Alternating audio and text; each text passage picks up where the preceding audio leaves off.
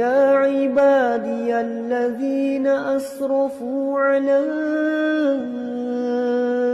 أنفسهم لا تقنطوا من رحمة الله. نحمده ونستعينه ونستغفره ونعوذ بالله من شرور أنفسنا ومن سيئات أعمالنا، من يهده الله فلا مضل له ومن يضلل فلا هادي له.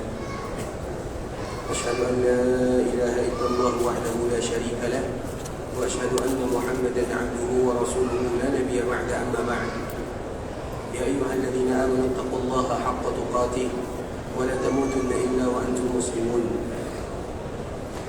يا أيها الناس اتقوا ربكم الذي خلقكم من نفس واحدة وخلق منها زوجها وبث منهما رجالا كثيرا ونساء، واتقوا الله الذي تساءلون به والأرحام إن الله كان عليكم رقيبا.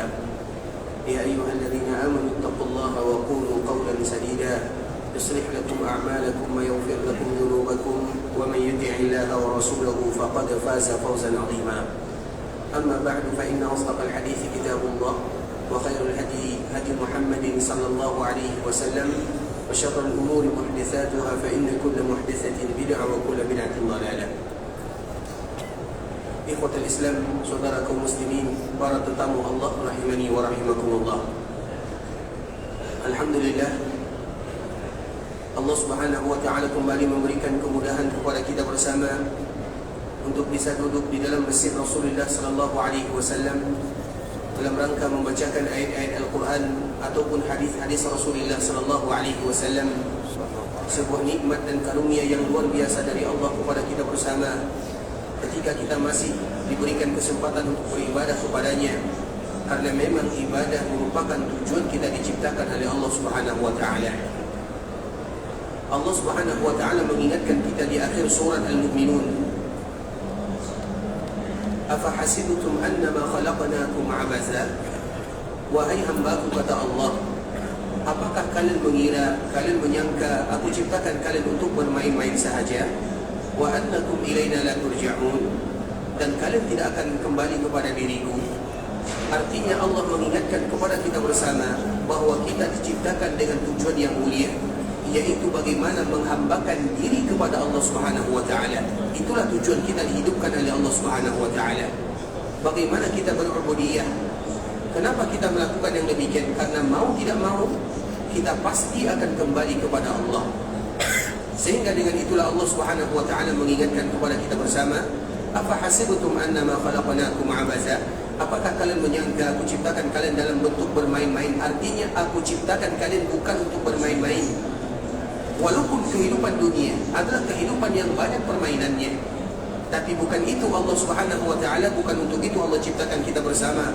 Karena seorang hamba akan selalu ingat suatu saat nanti mereka akan pasti kembali kepada Allah Subhanahu wa taala tanpa membawa satu pun. Yang mereka bawa hanyalah amal, ketaatan, kebaikan, ibadah yang pernah mereka lakukan dalam kehidupan dunia. Sehingga dikala Allah berikan kesempatan kepada kita datang ke kota Madinah, datang ke tanah haram Makkah Madinah, maka kita manfaatkan kesempatan tersebut untuk meraih pahala Allah Subhanahu wa taala sebesar-besarnya. Dan di antara pahala yang luar biasa, dan khusus di kota Madinah, adalah belajar agama, karena ada nilai pahala yang luar biasa di sana. Kemudian salawat berikan salam, semoga senantiasa tercurahkan buat junjungan alam Nabi kita yang mulia, uswah dan qudwah kita bersama, Muhammad bin Abdullah sallallahu alaihi wasallam. Di antara kewajiban yang tidak boleh kita lewatkan adalah selalu dan senantiasa mengucapkan salam dan salawat kepada Rasulullah sallallahu alaihi wasallam. Dan yang perlu kami ingatkan ikhwatul Islam, tentunya ibadah salawat merupakan ibadah yang luar biasa. Ibadah salawat adalah ibadah yang khusus untuk Nabi sallallahu alaihi wasallam. Sedangkan ibadah salam itu khusus atau untuk semua para nabi dan para rasul, ada salam untuk mereka semuanya. Tapi kalau masalah salawat itu adalah ibadah yang khusus untuk Nabi kita yang mulia sallallahu alaihi wasallam. Sehingga untuk nabi yang lain cukup kita mengucapkan salam. Nabi Adam alaihi salam, Nabi Nuh alaihi salam, Nabi Ibrahim alaihi salam, Nabi Muhammad alaihi salam, salah kita mengucapkannya. Tapi alaihi salatu wassalam, dua digabungkan yang tidak boleh dipisahkan. Sehingga para sahabat Dikala Allah perintahkan mereka untuk menggabungkan salam dan solawat, yang mereka tahu adalah salam. Karena biasanya dikala mengucapkan nama Nabi sebelumnya, khusus mengucapkan salam saja. Sehingga ibadah salam, ibadah yang ma'ruf, ibadah yang semua orang tahu, bahkan semua agama tahu, bahkan semua anak Adam tahu bagaimana mengucapkan salam. Salam itu mulai dari zaman Nabi Adam sampai umat terakhir itu semuanya sama, Assalamualaikum. Karena memang dikala Jibril atau dikala Nabi Adam diciptakan oleh Allah Subhanahu wa taala dengan tangannya, kemudian ditiupkan ruh kepadanya, maka Allah perintahkan kepadanya, wahai Adam, pergilah kamu kepada rombongan malaikat tersebut, ucapkan salam kepadanya. Maka Nabi Adam datang ke sana dan mengucapkan Assalamualaikum. Dikala Nabi Adam mengucapkan Assalamualaikum, maka semua malaikat mengatakan Waalaikumsalam warahmatullah. Kemudian Allah mengatakan kepada Nabi Adam, wahai Adam, itu adalah tahiyatmu dan tahiyat anak cucumu. Artinya anak cucu Adam, agama apapun mereka, maka ada kalimat salam di sana. Baik mereka jelaskan atau mereka tidak jelaskan, artinya itu merupakan tahiyat anak Adam, sehingga semua orang tahu. Begitu juga umat Nabi SAW, kita tahu bagaimana mengucapkan salam kepada Nabi. Assalamualaikum ya Rasulullah, itu salam kepada Nabi. Sedangkan solawat, tidak ada yang tahu. Karena tidak ada ibadah ini kepada umat-umat sebelumnya. Para Nabi sebelumnya tidak ada solawat untuknya. Ada untuk mereka adalah salam. Solawat tidak ada. Sehingga para sahabat, pertanyaan mereka semuanya sama. Ya Rasulullah, kami tahu bagaimana mengucapkan salam, tapi bagaimana kami mengucapkan solawat? Kenapa para sahabat tidak tahu? Atau kenapa para sahabat bertanya, bagaimana kami mengucapkan solawat? Bisa jadi ada dua. Yang pertama, mereka tahu bagaimana mengucapkan solawat kepada Nabi, tapi mereka menginginkan solawat yang terindah. Yang kedua, karena mereka betul-betul tidak tahu bagaimana mengucapkan solawat. Karena solawat itu ibadah khusus untuk Nabi Sallallahu Alaihi Wasallam. Maka di saat itulah Nabi mengajarkan. Artinya, Nabi tidak mungkin mengajarkan kecuali yang terbaik. Dan tidak mungkin ada solawat yang paling baik kecuali solawat yang keluar dari lisan Nabi. Kita mengetahui ada solawat ini, ada solawat itu, ada solawat ini. Lihat mana solawat Nabi Sallallahu Alaihi Wasallam, mana solawat yang keluar dari lisan Nabi. Karena para sahabat mereka bertanya, bisa jadi karena mereka tidak tahu dan Nabi memberitahu. Bisa jadi karena mereka tahu, tapi mereka ingin mencari yang terbaik. Makanya banyak beberapa riwayat Ikhwatul Islam. Riwayat yang pertama dari sahabat Ka'ab bin Ujrah radhiyallahu ta'ala anhu. Pertanyaan semuanya sama. Ya Rasulullah, kami tahu mengucapkan salam, fa kaifa nusalli 'alaika? Bagaimana kami mengucapkan salawat kepadamu? Maka di saat itulah Nabi mengatakan, faqulu, katakanlah, Allahumma salli ala Muhammad wa ala ali Muhammad kama sallaita ala Ibrahim wa ala ali Ibrahim innaka Hamidum Majid. Allahumma barik ala Muhammad wa ala ali Muhammad kama barakta ala Ibrahim wa ala ali Ibrahim innaka Hamidum Majid. Satu kalimat pun tidak ada ditambah dan tidak ada dikurangi. Inilah yang disebut dengan salawat yang diriwayatkan dari sahabat Ka'ab bin Ujrah yang dikeluarkan oleh Imam Bukhari dan Imam Muslim. Kemudian riwayat yang kedua dari sahabat Abu Sa'id Al-Khudri radhiyallahu ta'ala anhu. Pertanyaannya sama. Jawaban Nabi apa?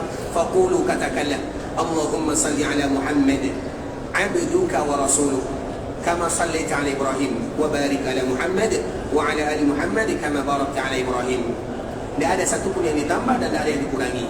Itulah kalimatnya. Kemudian riwayat yang ketiga dari Abu Humaid As-Sa'idi radhiyallahu ta'ala anhu. Pertanyaannya masih sama dan jawaban Nabi agak sedikit berbeza.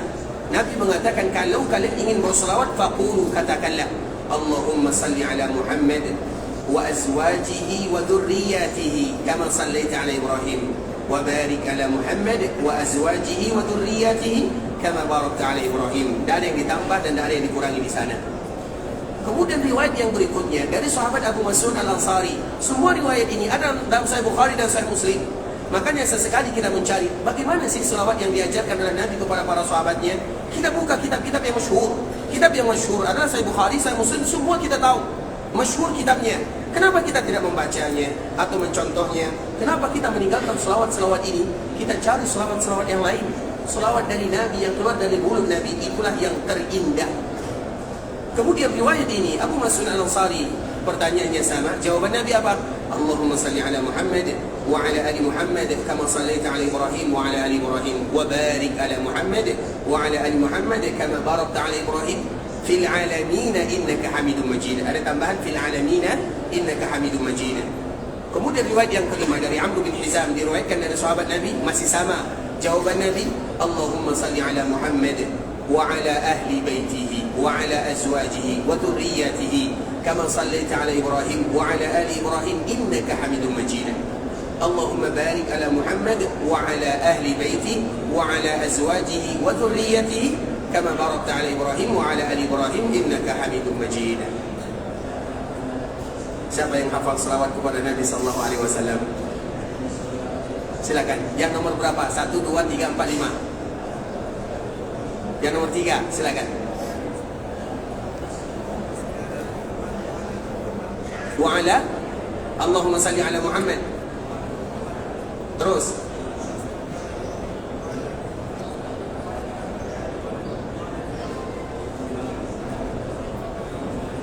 Ini nomor 2 tidak, nomor 3 tidak, nomor 4 tidak. Nomor berapa ini? Yang mana?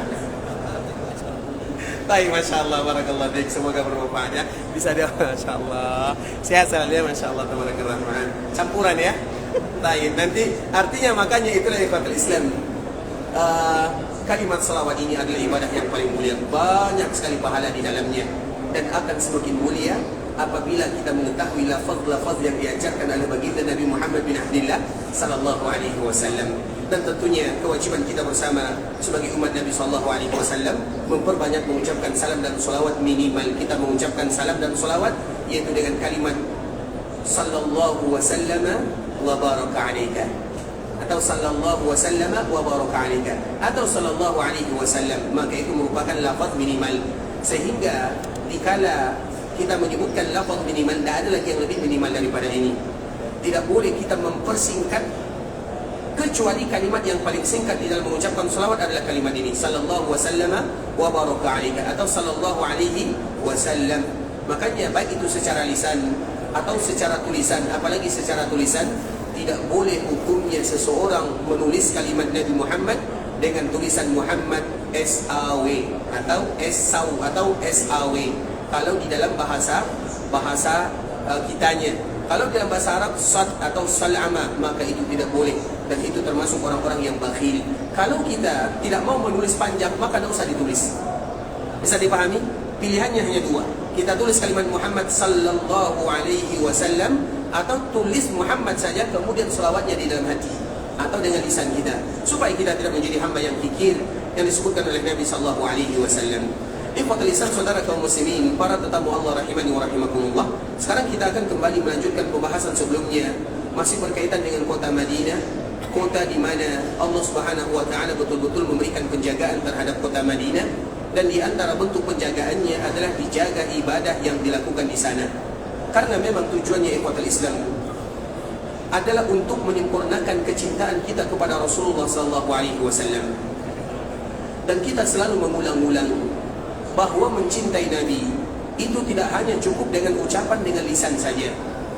Kalau seandainya mencintai Nabi dengan kata-kata, maka semua orang mencintai Nabi sallallahu alaihi wasallam. Tapi cinta yang sebenarnya dengan hati, dengan lisan, dan yang terpenting adalah dengan amalan, bukti dalam kehidupan. Begitulah mencintai Rasulullah sallallahu alaihi wasallam. Makanya kalau kita lihat orang yang paling cinta kepada Nabi, siapa kira-kira? Para sahabat radhiyallahu taala anhum ajma'in. Mereka mencintai Nabi, ikhwatul Islam. Mereka buktikan dalam kehidupan sehari-hari. Karena cinta Nabi dengan lisan, semua orang bisa mengatakannya, aku cinta Nabi, aku cinta Nabi, aku cinta Nabi. Tapi apakah setiap orang yang mengatakan aku cinta Nabi, otomatis Allah dan Nabi akan mencintainya? Belum tentu. Sehingga para ulama menyebutkan, salah satunya adalah Imam Ibnu Katsir rahimahullahu taala dalam kitabnya tafsir, qala al-ulama wa qala al-hukama. Ini perkataan Imam Ibnu Katsir. Para ulama dan para ahli hikmah mereka mengatakan, laisa sya'nu an tuhib, walakinna sya'na an tuhab. Permasalahannya bukan bagaimana kalian mencintai Nabi. Karena apabila standarnya bagaimana mencintai Nabi, semua kita akan melakukan perbuatan bebas dengan alasan cinta kepada Nabi. Ada orang yang berjoget-joget dengan alasan cinta Nabi. Ada orang yang bernyanyi, bermusik-musik dengan alasan cinta Nabi. Pertanyaannya bukan demikian, tapi apakah amalan yang kita lakukan ini akan bisa mendatangkan cinta Nabi atau tidak? Jadi pertanyaannya itu laisa sya'nu an tuhib. Permasalahannya bukan bagaimana kalian mencintai Nabi, tapi bagaimana supaya kalian dicintai Nabi SAW. Artinya apa ikhwatul Islam? Berarti cinta kita kepada Nabi harus ada standar dan ukuran supaya serata cinta kita kepada Nabi SAW, atau ada aturannya, ada barometernya bagaimana kita mencintai Nabi SAW. Bagaimana cara kita mencintai Nabi? Dan sebelum kita menjawab pertanyaan ini ikhwatul Islam, kita kembali mengulang, orang yang paling cinta Nabi adalah para sahabatnya. Para sahabat bila mencintai Nabi luar biasa ikhwatul Islam. Perkataan Nabi, bahkan ikhwatul Islam, makanan Nabi pun mereka cintai. Makanan yang Nabi cintai, mereka pun akan mencintai apa yang dicintai oleh Nabi. Dalam perkara dunia, mereka akan tetap melakukan apa yang dilakukan oleh Nabi SAW. Contoh yang luar biasa adalah dari Abdullah bin Umar. Abdullah bin Umar ini ikhwatul Islam, setiap kali dia keluar dari Madinah menuju Mekah, maka dia akan salat di mana Nabi salat. Dia akan berhenti di mana Nabi berhenti. Bahkan dia buang hajat di mana Nabi buang hajat. Walaupun itu tidak disyariatkan, tapi mereka ingin menunjukkan kepada kita bagaimana cinta kepada Nabi yang sesungguhnya. Cinta Nabi itu dengan bukti, dengan amalan, dengan perbuatan. Dan yang paling mencintai Nabi adalah sahabat Nabi radhiyallahu ta'ala anhum ajma'in. Kita contohkan lagi ikhwatul Islam. Ini kisah yang masyhur yang selalu kami sebutkan dan kita ulang lagi. Abu Bakar radhiyallahu ta'ala anhu adalah orang yang paling mencintai Rasulullah sallallahu alaihi wasallam, dan Rasul paling mencintainya. Manusia yang paling dicintai oleh Rasulullah sallallahu alaihi wasallam dari kalangan sahabatnya adalah Abu Bakar As-Siddiq radhiyallahu ta'ala anhu. Bahkan manusia yang paling mulia setelah para nabi dan para rasul adalah Abu Bakar As-Siddiq, dibandingkan dengan semua umat, bukan hanya umat Nabi. Semua umat dari zaman Nabi Adam sampai zaman Nabi Muhammad sallallahu alaihi wasallam, manusia yang paling mulia setelah para nabi tentunya, setelah para rasul tentunya, adalah Abu Bakar As-Siddiq radhiyallahu ta'ala anhu. Abu Bakar As-Siddiq ikhwatul Islam pernah dia, dan Nabi sallallahu alaihi wasallam sangat sayang dan cinta kepadanya. Nabi kalau sudah berbicara dengan Abu Bakar As-Siddiq, maka akan menghabiskan waktu yang sangat lama. Karena memang biasanya dengan orang yang kita cintai, kita akan menghabiskan waktu dengannya. Maka kita akan temukan Nabi Abu Bakar itu tidak pernah berpisah. Nabi Abu Bakar, Umar, di dunia mereka selalu bersama. Di mana ada Nabi, di situ ada Abu Bakar. Di mana ada Nabi, di situ ada Umar. Dua orang sahabat ini, walaupun semua sahabat mulia, namun dua sahabat ini sahabat yang mulia. Ditambah lagi dengan Utsman dan Ali. Kalau Utsman dan Ali wajar, karena mereka menantu Nabi SAW. Sedangkan Abu Bakar dan Umar, kedua-duanya adalah mertua Nabi. Tapi biasanya ikhwatul Islam, kalau kita perhatikan, Nabi kadang-kadang duduk. Nabi duduk di taman, ada Abu Bakar dan Umar di sana. Nabi SAW duduk di sumur. Kadang-kadang Nabi SAW juga banyak menghabiskan waktu untuk bersantai. Tapi bersantainya ada makna di dalamnya. Dan biasanya teman bersantai Nabi SAW adalah Abu Bakar dan Umar radhiyallahu ta'ala anhuma. Artinya mereka senantiasa menghabiskan waktu bersama. Kenapa demikian? Karena tidak mungkin kita bisa bertahan lama kecuali kepada orang-orang yang kita cintai. Orang yang kita cintai, kita akan tenang berada di sisinya. Begitulah Abu Bakar dan Umar radhiyallahu ta'ala anhuma. Mereka mencintai Nabi dan Nabi sangat mencintai mereka. Sehingga di antara kemuliaan mereka berdua ikhwatul Islam, Allah selalu kumpulkan mereka di dunia, dan Allah kumpulkan juga mereka di alam barzakh. Makanya kuburan mereka sama, satu tempat, dan Allah pun akan kumpulkan mereka di dalam surga untuk selama-lamanya. Makanya untuk Abu Bakar dan Umar, kita selalu menyebutkan sebuah hadis yang luar biasa indahnya ikhwatul Islam. Nabi SAW pernah berada di dalam Masjid Nabawi. Kemudian Nabi panggil, mana Abu Bakar? Abu Bakar langsung mengatakan, labbaika ya Rasulullah. Maka Abu Bakar diperintahkan oleh Nabi untuk maju ke depan. Dikala Abu Bakar maju, maka Nabi menggenggam tangan Abu Bakar. Tangan kanan Nabi menggenggam tangan kiri Abu Bakar As-Siddiq seperti ini, dipegangnya. Kemudian Nabi kembali mengatakan, mana Umar? Maka Umar mengatakan, labbaika ya Rasulullah. Kemudian Nabi kembali memanggilnya. Kemudian Umar maju ke depan. Nabi memegang tangan kanan Umar dengan tangan kirinya, digenggam. Kedua-dua tangan sahabat ini digenggam, dipegang erat-erat. At-tashbik, kalau bahasa kitanya tashbik. Kemudian ikhwatul Islam, ketika Nabi menggenggam kedua tangan para sahabatnya, maka Nabi mengangkatnya, mengangkat seperti ini. Di sini tangan Abu Bakar, di sini tangan Umar. Kemudian Nabi mengatakan, seperti inilah kami akan dikumpulkan di dalam surga. Untuk Abu Bakar dan Umar radhiyallahu ta'ala anhuma, betul-betul sahabat yang mulia. Nabi cinta kepada mereka dan mereka juga sangat cinta kepada Rasulullah sallallahu alaihi wasallam. Nah, cinta mereka kepada Nabi tidak datang begitu saja tanpa bukti. Sekarang kita sebutkan bagaimana bentuk cinta Abu Bakar kepada Nabi sallallahu alaihi wasallam. Salah satu contoh yang mudah-mudah saja.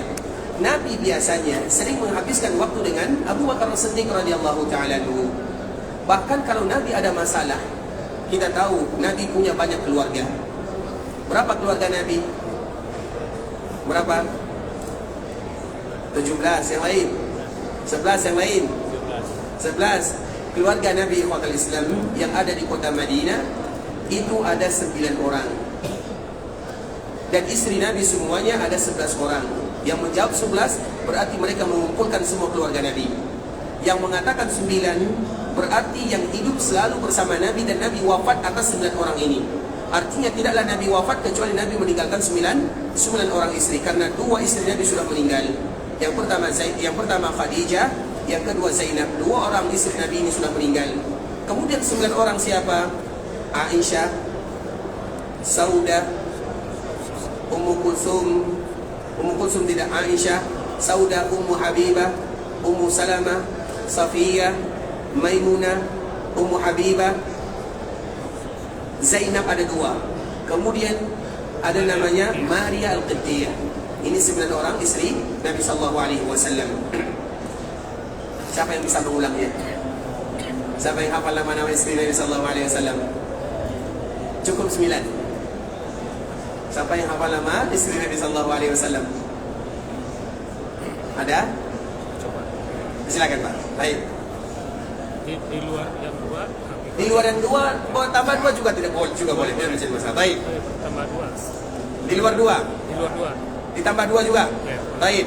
Ya. Khadijah. Khadijah. Ummu Salamah. Ummu Salamah. Zainab. Zainab. Hafsah. Ummu Habibah. Maria Al-Qibtiyah. Ummu Kulsum.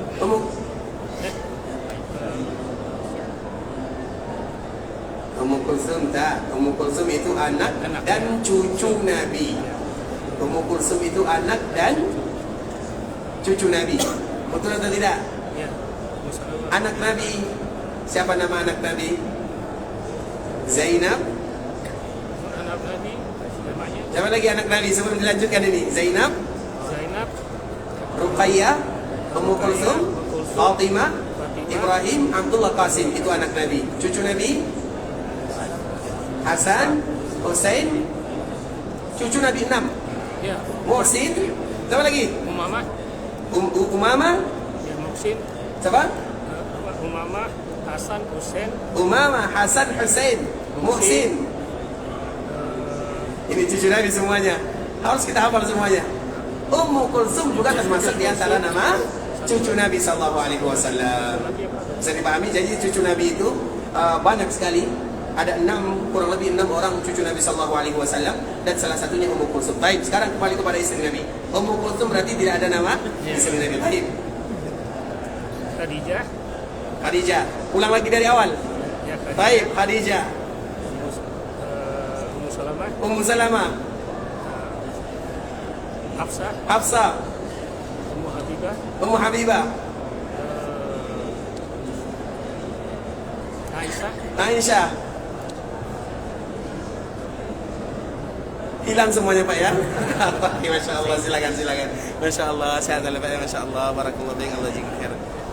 Tadi ikhwatul Islam, nanti insya Allah kita cari sendiri, tapi itu mereka merupakan istri Nabi sallallahu alaihi wasallam. Nabi dengan keluarganya ada masalah atau tidak? Ada masalah atau tidak? Ada. Kalau Nabi ada masalah, di antara salah satu solusi yang diajarkan dalam agama adalah mencari orang ketiga yang ingin menyelesaikan permasalahan tersebut. Kalau seandainya permasalahan keluarga tidak selesai, maka harus dicari orang ketiga. Kalau kita KUA bisa jadi, atau yang lain, orang yang kita anggap seorang ulama atau ustaz atau kiai atau mubalik atau seorang yang alim, maka mereka yang akan menyelesaikannya. Kalau Nabi ada masalah dengan keluarganya, siapa yang menyelesaikannya? Biasanya yang menyelesaikan masalah Nabi adalah Abu Bakar As-Siddiq radhiyallahu taala anhu. Coba bayangkan. Kenapa ditunjuk Abu Bakar As-Siddiq radhiyallahu taala anhu?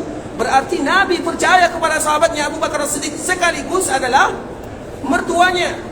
Makanya pernah terjadi peristiwa antara Nabi dengan Aisyah. Siapa menyelesaikannya? Abu Bakar As-Siddiq radhiyallahu taala anhu. Dan itu ditunjuk oleh Nabi SAW. Karena Nabi mengatakan kepada Aisyah, "Wahai Aisyah, bagaimana cara kita menyelesaikan masalah kita? Harus kita cari orang yang ketiga. Siapa yang kamu suka?" Maka Aisyah diam saja. Bagaimana kalau seandainya Abu Bakar? Tentunya Aisyah mau karena itu adalah ayahnya. Pada akhirnya Abu Bakar yang menyelesaikannya. Artinya ikhwatul Islam, demikianlah dekatnya Nabi SAW dengan para sahabatnya, terkhusus Abu Bakar As-Siddiq. Itu orang yang disukai dan dicintai oleh Nabi. Nah, bagaimana Abu Bakar mencintai Nabi? Suatu ketika ikhwatul Islam, kisah yang masyhur. Nabi SAW berbaring di pahanya Abu Bakar As-Siddiq radhiyallahu taala anhu, berbaring di pahanya. Jadi artinya paha Abu Bakar As-Siddiq dijadikan sebagai bantal oleh Nabi SAW. Kemudian dikala Nabi SAW tertidur, dan ini bukan pemandangan yang biasa dan bukan sekali ikhwatul Islam. Sering Nabi SAW melakukan yang demikian bersama sahabatnya Abu Bakar As-Siddiq. Artinya betul-betul Nabi suka dekat dengan Abu Bakar As-Siddiq radhiyallahu taala anhu. Kemudian dikala Nabi tidur di sana, maka tiba-tiba datang, ada yang mengatakan kalajengking, ada yang mengatakan ular, datang ingin menggigit. Abu Bakar kalau bergerak, maka nanti takut bangun Nabi SAW. Kalau dia diam, maka dia nanti akan digigit karena ular atau kalajengking. Kalau kita tidak bergerak, dia tidak takut, dia akan mencari mangsa. Dan kita tahu dia ada bisa yang luar biasa. Abu Bakar tidak ada pilihan. Kalau dia membunuhnya, maka Nabi akan bangun karena butuh pergerakan, butuh bergerak. Sehingga Abu Bakar demi sayangnya kepada Nabi SAW, maka pada akhirnya dia digigit oleh kalajengking dan oleh ular sampai berdarah.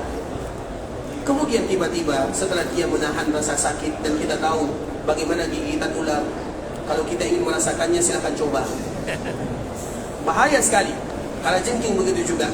Terutama bagi kita yang tinggal di kampung, setiap hari kita berjumpa dengan ular, kalajengking, binatang-binatang yang berbisa.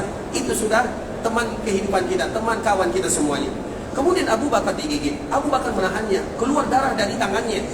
Kemudian dikala Nabi bangun, Nabi SAW bangun. Kemudian tiba-tiba Nabi melihat darah. Nabi bertanya, darah apa ini wahai Abu Bakar As-Siddiq? Maka Abu Bakar mengatakan, tadi begini ya Rasulullah. Dan aku tidak mau bergerak membunuhnya karena takut engkau terbangun. Saking cintanya kepada Nabi SAW. Kemudian setelahnya ikhwatul Islam, maka Nabi SAW pun mengisapnya, berdoa kepada Allah. Dan Abu Bakar dikala melihat Nabi berdoa, maka racun yang ada di dalam badannya, karena di dalam badan Abu Bakar ini sudah ada racunnya, dikeluar tentunya dengan mukjizat dari Rasulullah SAW. Artinya apa ikhwatul Islam? Begitulah mereka mencintai Nabi SAW. Karena cinta Nabi itu tidak hanya dengan kata-kata saja. Dengan kata-kata iya, semua kita wajib mengatakan kami cinta kepada Nabi. Tapi cinta kepada Nabi ada 4 perkara yang harus kita ingat. Dan itu masih satu cerita ikhwatul Islam. Cerita para sahabat yang lain itu sangat banyak. Kita contohkan cerita yang kedua. Misalnya dikala terjadi perang Uhud. Ketika terjadi perang Uhud pada tahun ketiga Hijriah, berapa orang sahabat yang meninggal? Kita semua tahu, sahabat yang meninggal kurang lebih 70 orang. Tapi pertanyaannya, berapa sahabat dari kalangan muhajirin yang meninggal? Berapa pula dari ansar yang meninggal? Ada yang tahu? Yang meninggal dari kalangan muhajirin ikhwatul Islam 4 orang sahaja. Berarti sisanya yang meninggal berasal dari kalangan al-ansar. Di antara salah satu yang meninggal dari kalangan muhajirin adalah salah seorang pemuda yang bernama Mus'ab bin Umair. Sebuah nama yang sangat indah. Mus'ab bin Umair, sebuah nama yang wajib dikenang. Mus'ab bin Umair, seseorang yang berjuang meninggalkan kemewahan dunia untuk agamanya. Mus'ab bin Umair adalah seorang pemuda. Dikala dia meninggal, umurnya tidak lebih dari 35 tahun. Dan dia adalah duta pertama kaum muslimin ke kota Madinah. Makanya yang pertama kali datang ke kota Madinah siapa? Mus'ab bin Umair. Kemudian siapa lagi? Abdullah bin Umm Maktum. Kemudian siapa lagi? As'ad bin Zurarah. Kemudian siapa lagi? Umar bin Khattab. Kemudian siapa lagi? Ammar bin Yasir. Kemudian siapa lagi? Sa'ad bin Abi Waqqas. Kemudian siapa lagi? Itulah mereka yang pertama kali datang ke kota Madinah. Salah satu yang paling pertama datang ke kota Madinah, dan dia disebut dengan Muqri. Dia duta pertama kaum muslimin, duta Nabi yang pertama. Kemudian dia datang ke kota Madinah. Sampai di kota Madinah, dia mendapatkan sebuah gelar yang sangat indah dari penduduk Madinah. Mukri namanya. Kenapa disebut dengan mukri? Karena dialah yang mengajarkan penduduk Madinah agama dan Al-Quran. Dia diutus oleh Nabi SAW ke kota Madinah sebelum Nabi datang untuk mengajarkan Al-Quran sekaligus untuk menyebarkan Islam di kota Madinah. Makanya dikala Nabi datang ke kota Madinah, kebanyakan 70% lah kurang lebih penduduknya sudah masuk ke dalam agama Islam. Dan itu salah satunya perjuangan dari Mus'ab bin Umair. Mus'ab bin Umair ini orang kaya, orang yang betul-betul kaya. Kehidupan yang betul-betul mewah. Makanya disebutkan dalam sejarah, kita ulang lagi ikhwatul Islam, Mus'ab bin Umair itu adalah orang yang paling wangi parfumnya. Kalau dia berjalan di sini sampai di sana, di ujung masjid sana, maka parfumnya masih tinggal wanginya. Kita pun beli parfum yang 2000 rial juga tidak demikian wanginya. Itu 2000 rial. Bagaimana kalau 2 rial? Tentunya wanginya berbeda. Artinya ikhwatul Islam, demikianlah Mus'ab bin Umair. Kemudian dikala Islam datang ke kota Makkah Al-Mukarramah, maka dia beriman kepada Nabi SAW. Orang tuanya marah, terutama ibunya, sehingga semua kemewahan yang ada dicabut. Minyak wangi tidak ada, pakaian tidak ada, sehingga dia bertemu dengan Nabi SAW, kulitnya sudah pecah-pecah, bibirnya pecah-pecah karena tidak makan. Kakinya yang biasa dibungkus dengan pakaian, dengan sendal yang paling bagus, sekarang sudah tidak ada lagi. Tapi dia meninggalkan itu semua demi mencintai Nabi SAW. Kemudian dikala ada orang Madinah datang ke Nabi, berbaiat, baiat Aqabah yang pertama, baiat Aqabah yang kedua. Dikala terjadi baiat Aqabah yang kedua, mereka meminta kepada Nabi, utus kepada kami seseorang yang akan mengajarkan kepada kami Al-Quran. Dan tidak mungkin Nabi mengutus kecuali yang terbaik masalah Al-Qurannya. Nabi mengutus Mus'ab, berarti Mus'ab yang terbaik masalah Al-Qurannya. Maka dia digelar dengan Mukri kota Madinah. Kemudian ikhwatul Islam, sampai di Madinah, dia ajarkan Al-Quran, bahkan dia dakwakan agama. Dia balik lagi ke Mekah, kemudian dia hijrah lagi ke kota Madinah. Dia mendapatkan 2 kali hijrah. Hijrah pertama karena dia menjadi duta kaum muslimin yang pertama pada tahun 13 kenabian. Dan hijrah yang kedua, dikala hijrah dia bersama para sahabat yang lainnya, sehingga dia hijrahnya double. Berarti dia disebut dengan muhajir double. Kemudian ikhwatul Islam, sampai di kota Madinah. Kemudian Nabi SAW datang di Madinah, maka dia tidak pernah lupa bersama Nabi, berjuang bersama Nabi. Dan salah satu perjuangan yang dia ikuti adalah perang Uhud. Nah, di antara salah satu yang syahid di dalam perang Uhud ini adalah Mus'ab ini dikala meninggal ikhwatul Islam. Coba bayangkan, dari kehidupan yang kaya, kemudian dengan dia meninggal, bagaimana bentuknya? Dia meninggal, tidak ada pakaian yang bisa menutupi tubuhnya secara utuh. Kalau ditutup bagian atasnya, terbuka bagian bawah. Ditutup bagian bawah, terbuka bagian atas. Maka para sahabat datang kepada Nabi, ya Rasulullah, Mus'ab meninggal dan dia tidak ada pakaian, tidak ada kain kafannya, tidak bisa dibungkus. Apa kata Nabi? Tutup yang bagian atasnya, yang bagian bawah tutup dengan idkhir. Itu sebuah rumputan atau pepohonan yang ada di kota Madinah yang boleh bagi kita untuk mengambilnya. Satu-satunya pohon yang boleh bagi kita mengambilnya karena ada manfaatnya terkhusus bagi mereka yang meninggal dan dikuburkan. Demikian keadaannya. Nah, pertanyaannya, kenapa dia meninggal dikala terjadi perang Uhud? Satu-satunya alasan dia meninggal dikala terjadi perang Uhud di kota Islam karena dia menjadi tameng untuk Nabi SAW. Kita tahu dikala terjadi perang Uhud, Nabi masuk ke dalam sebuah lubang. Misalnya di Uhud sana itu ada lubang. Nah, ada lubang Nabi masuk. Dikala Nabi masuk, tentunya sulit bagi Nabi untuk mengelak, untuk lari, peperangan. Dan lubang ini, ikhwatul Islam, sebagian mereka mengatakan itu adalah kerjanya orang-orang munafik. Mana ada lubang di sana?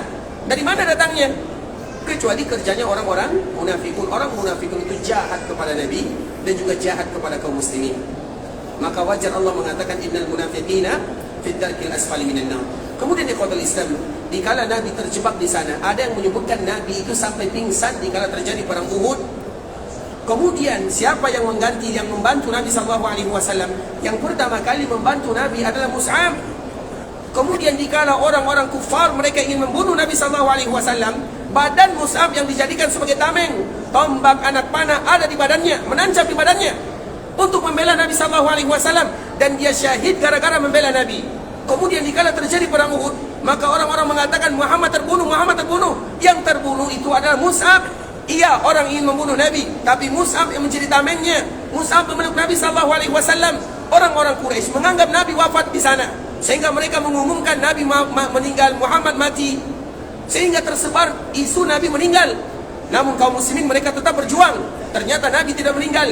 Yang meninggal itu adalah Mus'ab demi membela Rasulullah sallallahu alaihi wasallam. Padahal dia masih seorang yang sangat muda, 35-36 tahun. Itulah cinta mereka kepada Rasulullah sallallahu alaihi wasallam. Agar kita tahu ikhwatul Islam, ternyata mencintai Nabi itu tidak semudah yang kita bayangkan. Kalau kita bandingkan, maka kita boleh bertanya kepada diri sendiri, apakah kita sudah betul-betul cinta kepada Nabi atau tidak? Cinta Nabi dengan kata-kata semua orang bisa, tapi cinta kepada Nabi yang terpenting adalah dengan amalan, dengan bukti, dengan fakta, dan dengan realita dalam kehidupan sehari-hari. Iya, kita tidak lagi bertemu dengan Nabi SAW. Iya, kita tidak sezaman dengan Nabi, tapi kita ingin betul-betul mencintai Nabi. Bagaimana mencintai Nabi? Maka ini jawabannya. Mencintai Nabi SAW disebutkan oleh para ulama, minimal ada 4 yang harus kita ketahui. Yang pertama adalah ta'atuhu fima amar, wa tasdiquhu fima akhbar, wa ijtinabu ma naha anhu wa zajar, wa alla yu'badallahu illa bima syara'. Itulah kaedah di dalam mencintai Rasulullah SAW. Tidak berat, tapi berat bagi mereka yang belum berusaha untuk mencobanya. Mencintai Nabi yang pertama, ta'atuhu fima amar. Mencintai Nabi itu adalah orang-orang yang patuh kepada Nabinya. Apa gunanya kita mengatakan aku cinta kepada Nabi, aku sayang kepada Nabi, namun apa yang diperintahkan oleh Nabi dia langgar semuanya. Dia tidak memperhatikan aturan yang telah disebutkan oleh Nabi. Tidak cinta namanya kepada Nabi SAW. Itu yang pertama. Yang kedua, wa tasdiquhu fima akhbar. Bagaimana mereka membenarkan semua apa yang Nabi kabarkan. Dan yang Nabi kabarkan sekarang itu adalah wahyu. Kalau Al-Quran semua orang percaya. Tapi kalau sebahagian hadis Nabi SAW, banyak di antara kita yang mulai ada ragu-ragu di dalam hatinya. Ini betul tidak hadis Nabi SAW? Karena tidak cocok dengan akal logika misalnya. Buang kalimat ini jauh-jauh. Karena seorang muslim tidak akan pernah ada ragu di dalam hatinya, terutama terhadap apa yang disampaikan oleh Nabi SAW. Semuanya. Kemudian yang ketiga, wajtinabu ma naha anhu wa zajar. Bagaimana kita meninggalkan apa yang dilarang oleh Nabi, kita melakukannya. Dan yang keempat, sesuai dengan pembahasan kita berkaitan dengan kota Madinah, sambungan pelajaran kita yang sebelumnya, wa alla yu'badallahu illa bima syara'. Bagaimana kita betul-betul beribadah kepada Allah Subhanahu wa taala sesuai dengan apa yang dicontohkan oleh Nabi sallallahu alaihi wasallam.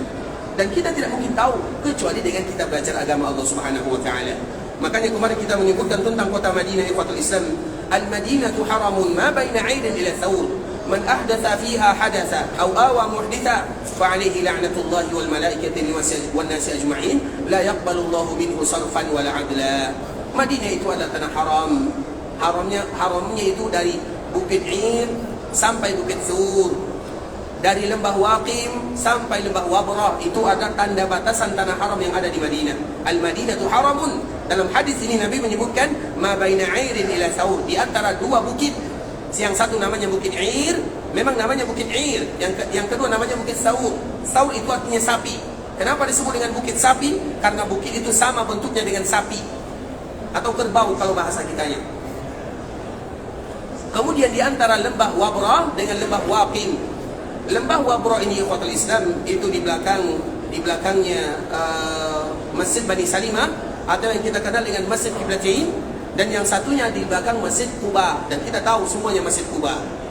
Nah, itu merupakan batasan daripada kota Madinah. Kemudian apa kata Nabi? Di semua batasan ini secara khusus, man ahdatsa fiha hadatsa aw awa muhditsa fa alaihi la'natullahi wal malaikati wan nasi ajma'in. Barang siapa yang melakukan ihdas, maka untuknya laknat dari Allah, malaikat dan semua manusia, dan Allah tidak menerima amal ibadahnya. Karena dikala kita beribadah ikhwatul Islam, tidak ada yang menjamin kalau semua ibadah kita diterima oleh Allah Subhanahu wa taala. Maka selalu kita membacakan firman Allah dalam surah Al-Maidah. Watlu 'alaihim naba'a ibnai Adam bil haqqi id qarraba qurbana fatuqbila min ahadihima wa lam yutaqabbal min al-akhar qala la aqtulanna qala innama yataqabbalu Allahu minal muttaqin. Bacakan kepada umatmu, sampaikan kepada mereka wahai Muhammad, cerita dua orang anak Adam.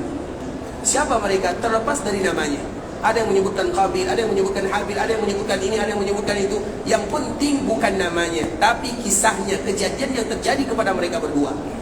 ketika mereka sama-sama beribadah kepada Allah, sama-sama berkorban.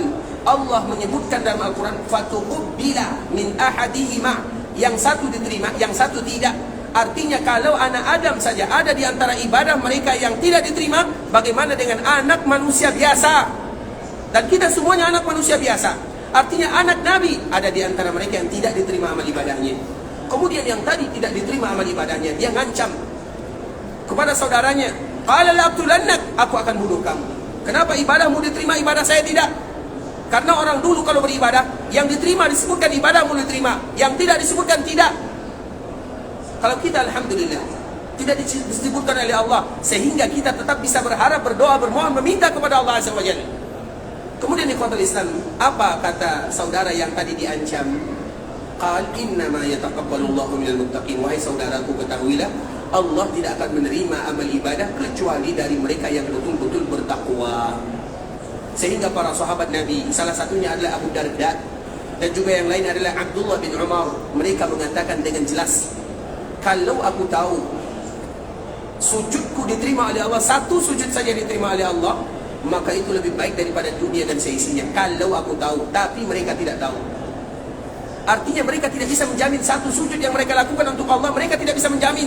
Itu sahabat yang sudah dijamin surga. Bagaimana kalau dengan kita yang tidak ada jaminan apa-apa?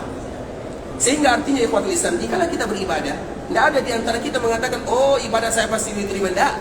Tapi yang bisa kita lakukan adalah bagaimana berharap, berusaha, dan melakukan bagaimana supaya ibadah ini bisa diterima. Dan salah satu ibadah bisa diterima adalah bagaimana kita belajar tentang agama, mencontoh baginda Nabi yang mulia Muhammad bin Abdullah sallallahu alaihi wasallam, sehingga kita termasuk orang-orang yang betul-betul mencintai Nabi. Wa alla yu'badallahu illa bima syara'. Tidak boleh bagi kita beribadah kecuali sesuai dengan yang disyariatkan. Kalimat tasyri' tidak boleh kecuali hanya untuk Allah dan untuk Nabi. Itu namanya tasyri'. Hanya untuk Allah dan untuk Nabi saja. Sehingga dalam beribadah ikhwatul Islam, kita ingin bagaimana ibadah kita betul-betul mencontoh Nabi sallallahu alaihi wasallam. Maka kemarin kita menyebutkan perbuatan ihdas atau yang mengada-ngada dalam agama. Kemarin kita telah menyebutkan beberapa kaedah. Di dalam beribadah ada sebabnya. Sebab itu terbagi dua. Ada sebab betul-betul karena ubudiyah. Tidak ada alasannya. Alasannya hanya satu. Allah ingin melihat kita beribadah. Ada ibadah yang karena ada sebabnya. Kemudian ikhwatul Islam, yang kedua adalah al-jins, jenisnya. Kemarin kita telah contohkan bahwa apabila keluar dari jenis yang telah ditentukan, maka tidak diterima ibadahnya. Orang berkorban misalnya, dia berkorban dengan hewan yang sangat mahal, dari kuda atau dari hewan-hewan yang lainnya, maka tidak akan diterima kurbannya. Kenapa? Karena di luar daripada jenisnya. Kemudian ikhwatul Islam, contoh yang lain, al-adad. Ada namanya al-adad atau al-qadar. Al-qadar itu bilangan. Ibadah itu ada yang disebutkan bilangannya. Dan apabila di luar daripada bilangannya, maka itu disebut dengan ihdas. Kita contohkan salat itu semuanya ada bilangannya. Tidak boleh kita tambah dan tidak boleh kita kurangi. Mereka yang menambah atau mengurangi secara sengaja, maka itu disebut dengan ihdas dalam agama. Mereka berarti telah mengada-ngada dalam agama Allah Subhanahu wa taala. Begitu juga dengan zikir. Seperti misalnya zikir setelah salat, astaghfirullah 3 kali. Jangan dibuat 5 kali. Jangan dibuat 10 kali. Orang yang berzikir 10 kali astagfirullah setelah salat, maka kita katakan itu perbuatannya salah. Bukan zikirnya yang salah, tapi perbuatannya. Kenapa salah? Karena jumlahnya tidak sama dengan apa yang disebutkan oleh Nabi sallallahu alaihi wasallam. Kemudian ikhwatul Islam, ada lagi yang namanya zaman dan makan. Zaman dan makan itu, zaman artinya waktu, makan artinya tempat. Dan contohnya adalah miqat. Miqat itu ada namanya miqat makani, ada miqat zamani. Miqat makani, miqat yang 5. Miqat yang 5 itu apa? Miqat yang disebutkan oleh Nabi sallallahu alaihi wasallam. Dan miqat salah satunya adalah Yalamlam misalnya, Zulhulaifah misalnya, atau miqat-miqat yang lainnya Zat Iraq. Itu disebut dengan miqat makani. Tidak boleh bagi kita bermiqat kecuali di tempat yang telah ditentukan oleh Nabi sallallahu alaihi wasallam. Makanya ada sebuah cerita di zaman Imam Malik, kita hanya sekedar mengulang saja ikhwatul Islam. Ada orang yang ingin bermiqat dari perkuburan Nabi. Dan perkuburan Nabi itu adalah tempat yang paling mulia. Kemudian Imam Malik bertanya, apa yang kamu lakukan? Orang ini menjawab, aku ingin miqat. Imam Malik mengatakan, miqat penduduk Madinah di Zulhulaifah, di sebuah tempat yang namanya Zulhulaifah. Zulhulaifah itu bukan masjid. Zulhulaifah itu adalah lembah. Jadi dulu tidak ada masjid di sana, tidak ada bangunan di sana. Sekarang untuk diberikan kemudahan kepada kaum muslimin, baru ada bangunan masjidnya. Namun dulu hanya sekedar lembah, namanya adalah Dzulhulaifah, dan tidak pernah dinamakan dengan Bir Ali. Bir Ali itu baru dinamakan pada abad ke-10 Hijriah. Artinya 10 abad baru orang mengenal dengan kalimat Bir Ali. Tapi itu walaupun itu hanya sekedar nama, namun kita ingin menamakan dengan nama yang disebutkan oleh Nabi SAW yang kita kenal dengan Dzulhulaifah. Nah, orang ini dia miqat di perkuburan Nabi. Perkuburan Nabi lebih mulia, tanahnya lebih mulia dibandingkan dengan miqat. Tapi dan niat orang ini baik. Wah imam, kalau seandainya aku tambah miqatnya, maka pahalaku lebih besar, karena ibadahku lebih lama, lebih panjang, lebih banyak. Maka di saat itulah Imam Malik memberikan teguran bahwa itu tidak boleh dilakukan karena dia merubah apa yang telah disebutkan oleh Nabi. Tapi dari sisi makannya, tempatnya, maka disebut dengan perbuatan ihdas.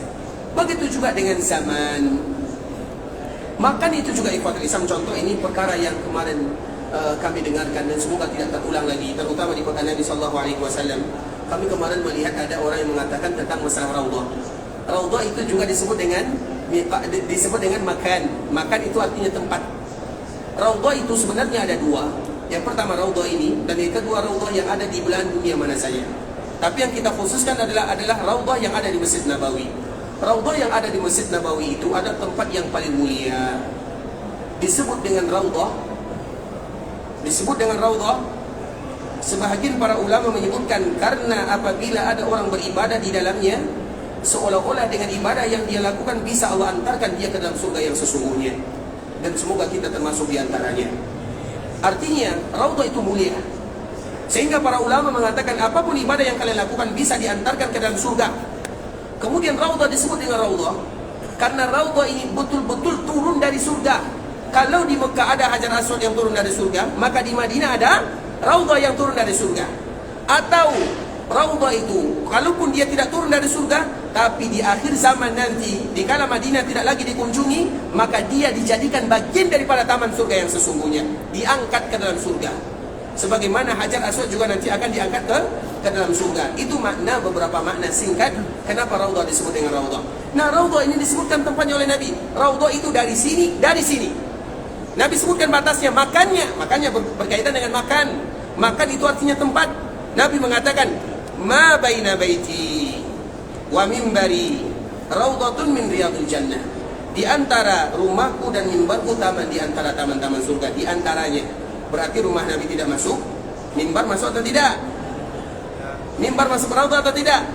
Karena Nabi mengatakan di antara rumahku, rumah Nabi masuk raudhah atau tidak? Tidak. Mimbar Nabi masuk atau tidak? Tidak. Mimbar yang ada sekarang itu ikhwatul Islam itu adalah bukan mimbar Nabi, tapi lokasinya sama persis dengan mimbar Nabi SAW. Mimbar itu bukan lagi mimbar Nabi, karena mimbar Nabi sudah terbakar. Tapi posisinya sama dengan mimbar Nabi. Kalau ada di antara kita yang punya jadwal ke raudhah, maka perhatikan baik-baik di mana lokasi dan posisinya. Berarti kalau dia berada di mimbar, dia tidak masuk bagian daripada raudhah. Karena sekarang ikhwatul Islam, iya, mungkin karena ketidaktahuan. Tapi kita harus tahu, banyak orang yang sampai ke sana tapi ternyata mereka tidak sampai di sana.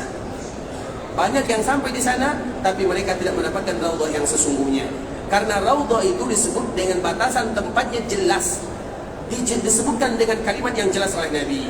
Nah, kemarin ikhwatul Islam, semoga Allah memberikan petunjuk kepada kita semuanya. Ada sebagian kaum muslimin, terutama orang-orang kita ya, orang kita ini Masya Allah punya cerita-cerita yang sangat indah. Dan salah satu cerita yang sangat indah ini, Bapak Ibu, raudhah itu sampai ke Masjid Ghamamah. Allahu Akbar. Kalau raudhah sampai ke Masjid Ghamamah, semua kita akan rebutan di sana. Kita pun bisa baring-baring sambil duduk, bahkan sambil makan di raudhah. Yang sampai di Masjid Ghamamah itu bukan raudhah. Yang batasan Masjid Ghamamah itu adalah pasar. Pasar yang ditunjuk oleh Nabi SAW. Jadi penduduk Madinah dulu ada pasar, tapi pasar ini dikuasai oleh orang-orang Yahudi. Kalau orang Yahudi, kita tahu kalau orang Yahudi muamalahnya sudah pasti riba, sudah pasti pajak, banyaklah bahasanya. Kemudian Nabi mengatakan ini pasar kalian. Nabi memberikan jarak antara Masjid Ghamamah dengan yang ada di belakang. Makanya di bagian kanan ini masih ada pasarnya dan tidak boleh dibuang, karena ini pasar yang ditunjuk dan disebutkan oleh Nabi, ini pasar kalian.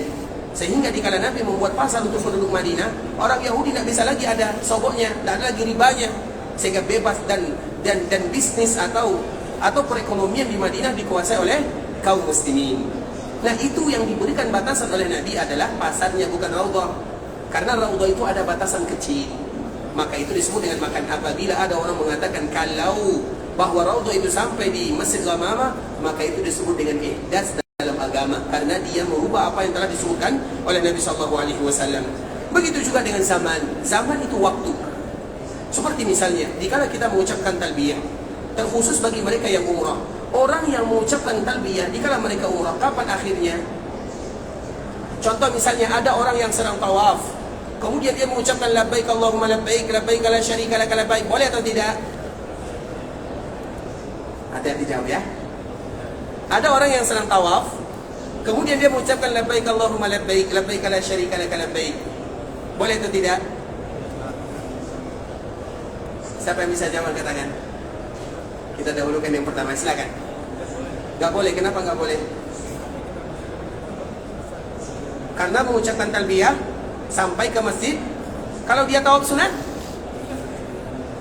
Pertanyaannya, kalau ada orang yang tawaf, saya tidak mengatakan tawaf umrah, tapi orang yang tawaf itu banyak. Nah, kalau orang yang tawaf, orang tawaf, kemudian dia mengucapkan labbaik Allahumma labbaik, labbaik la syarika lak, boleh atau tidak? Boleh atau tidak? Sulit ya jawabannya. Masya Allah, silakan, Masya Allah, barakallahu fiik. Silakan. Masya Allah, silakan. Bapak juga ya, Masya Allah. Masya Allah, barakallahu fiik. Sehat selalu Pak ya, Masya Allah. Masya Allah, syakarallahu lakum barakallahu fiik.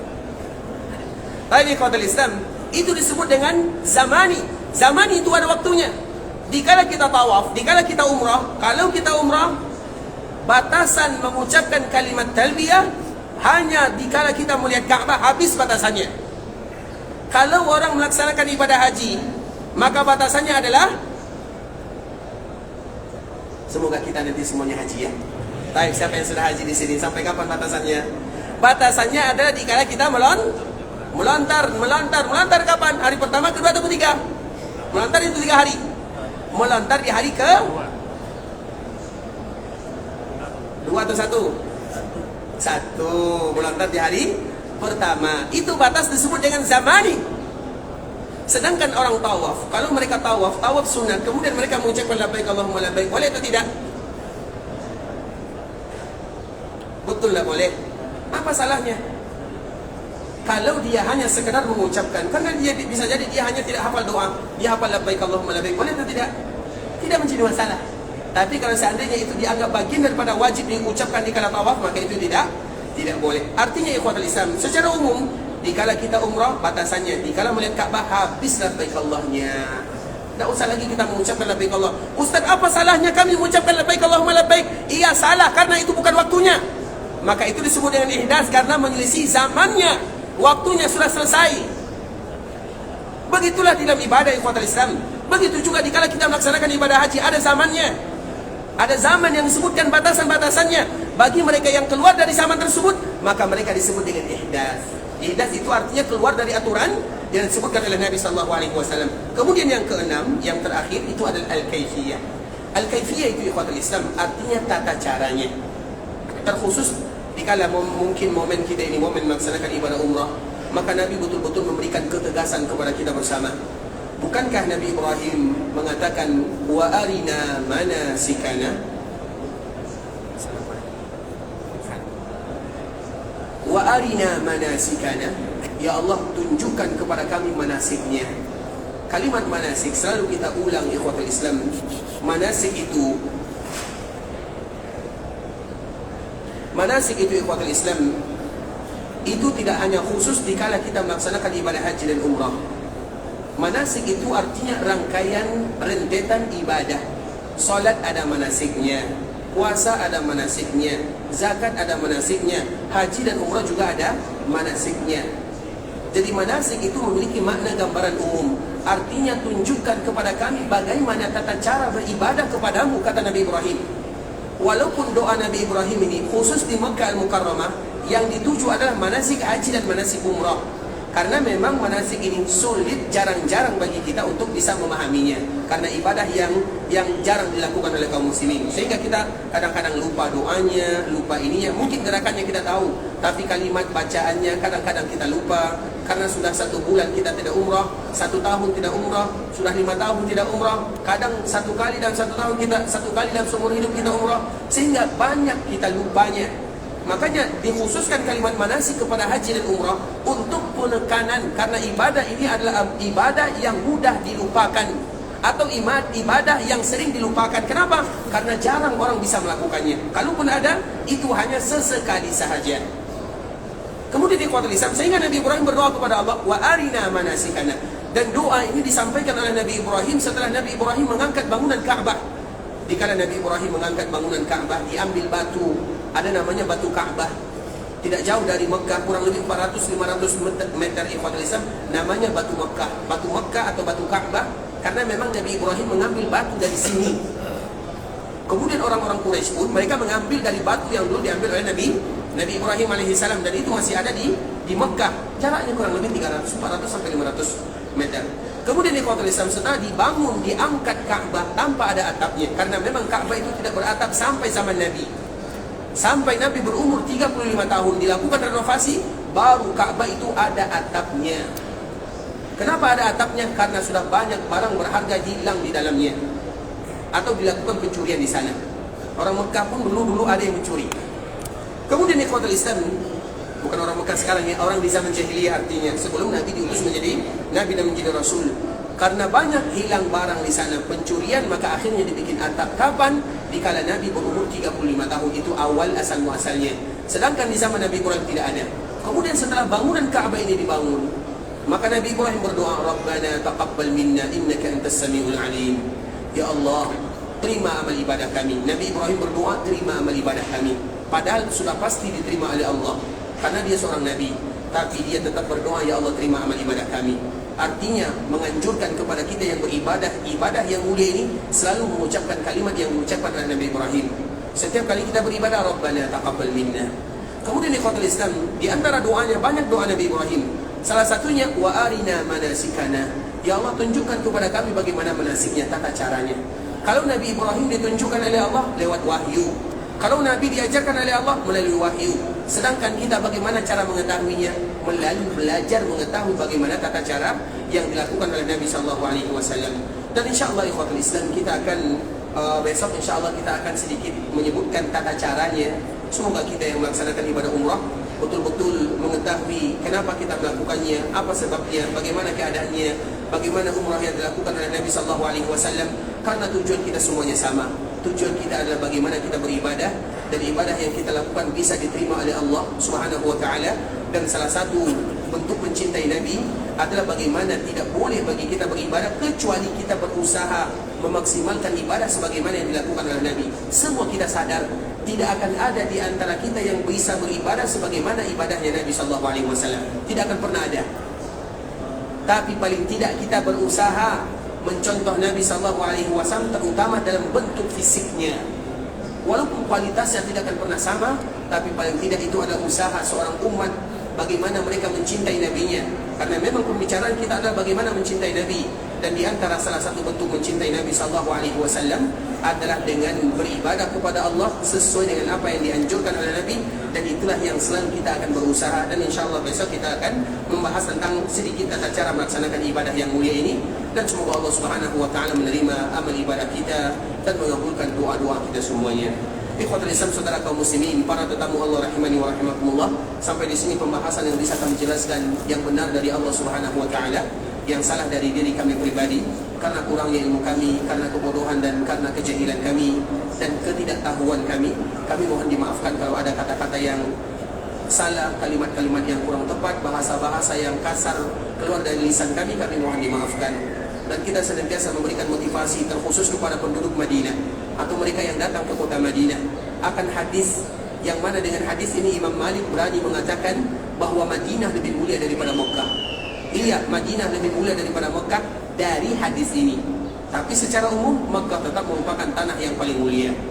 Kenapa Imam Malik berani mengatakan yang demikian? Karena Nabi menyebutkan dalam hadis yang dikeluarkan oleh Imam Ibnu Majah dari sahabat Abu Hurairah, "Man jaa masjidi hada lam ya'tihi illa li khairin yata'allamuhu aw yu'allimuhu fahuwa bimanzilati al-mujahidi fi sabilillah wa man jaa'a li ghairi dhalika fahuwa bimanzilati ar-rajul yanzuru ila mata'i ghairi.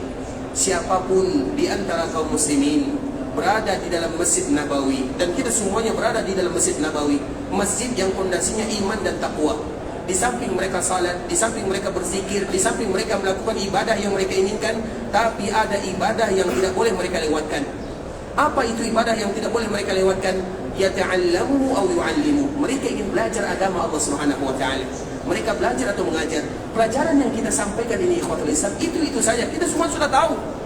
Hanya saling mengingatkan saja. Tapi bukan itu tujuan utama kita. Tujuan utama kita, kita ingin duduk di dalam Masjid Nabawi, mendengarkan ayat-ayat Allah, mendengarkan hadis-hadis Nabi. Karena apabila kita melakukan yang demikian, sama nilainya kita dengan orang yang sedang berjihad di jalan Allah Subhanahu wa taala. Makanya ikhwatul Islam, duduk di Masjid Nabawi, membaca Al-Quran, membaca hadis Nabi, itu tidak sama dengan duduk di tempat yang lainnya. Tak akan pernah sama nilainya. Orang yang demikian berada di Masjid Nabawi, jihad namanya. Namun bagi mereka yang tidak melakukan demikian, fahuwa bimanzilatir rajul yanzuru ila mata'i ghairi, maka mereka ibarat seseorang yang hanya memperhatikan perhiasan yang dibawa pulang oleh kawan saudaranya. Artinya apa ikhwatul Islam? Artinya semua mereka yang belajar agama, walaupun satu hadis, satu ayat, tapi mereka tahu maknanya, mereka berusaha untuk mengamalkannya, maka mereka telah membawa warisan yang paling indah. Dan tidak ada warisan yang paling mulia kecuali warisan baginda Muhammad bin Abdullah sallallahu alaihi wasallam. Dan Nabi tidak pernah mewariskan dunia kepada umatnya. Kalau dunia yang Nabi wariskan, maka kita akan bergaduh, kita akan mendapatkan malapetaka, bencana. Tapi kalau agama yang diwariskan oleh Nabi, maka kita akan damai, tentram, tenang di dalamnya. Karena ini merupakan agama Allah dan sunnah Nabi sallallahu alaihi wasallam. Dan semoga semua kita yang duduk di sini terhitung sebagai orang yang berjihad di jalan Allah Subhanahu wa taala. Bagi kita yang ingin pergi ke Mekah, semoga Allah Subhanahu wa taala mudahkan perjalanannya, dijadikan umrahnya adalah umrah yang mabrurah, wa sa'yan mashkura, wa damban maghfura. Bagi kita yang ingin pulang ke kampung halamannya, semoga Allah kembalikan mereka kepada keluarganya dalam keadaan sehat wal afiat, dan semoga selalu diberikan kesempatan oleh Allah dia, keluarganya, orang-orang yang dia cintai untuk bisa menunaikan ibadah yang mulia, haji ataupun ibadah umrah, dan mereka tetap dan selalu bisa diberikan kemudahan beribadah di tanah haram Makkah dan Madinah. Kita tutup dengan doa kafaratul majlis. Subhanakallahumma bihamdika asyhadu an la ilaha illa anta astaghfiruka wa atubu ilaik. Wa sallallahu wa sallim ala nabiyyina wa habibina wa khalilina wa sayyidina Muhammadin wa ala alihi wa sahbihi wa sallam tasliman katsira. Assalamu alaikum warahmatullahi wabarakatuh.